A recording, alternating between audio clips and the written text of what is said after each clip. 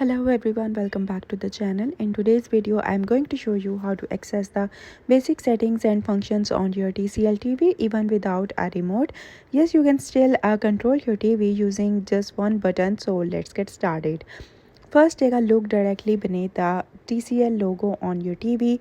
If you reach just under the logo toward the back, you will find a small multi-function button. That's the one we will be using today. Now press the button once, just a short press. This will bring up the basic menu on your TV screen.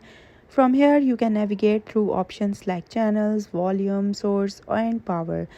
To increase the volume, make sure the volume option is selected and then you need to press and hold the button. To decrease the volume, short press again to switch to the volume down icon and then press and hold once more.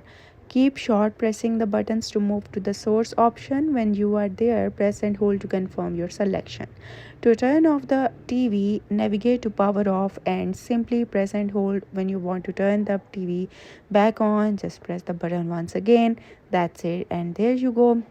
That's how you can control your TCL TV without a remote using just the built-in button. I hope you like the video. That's it for today. Thank you for watching.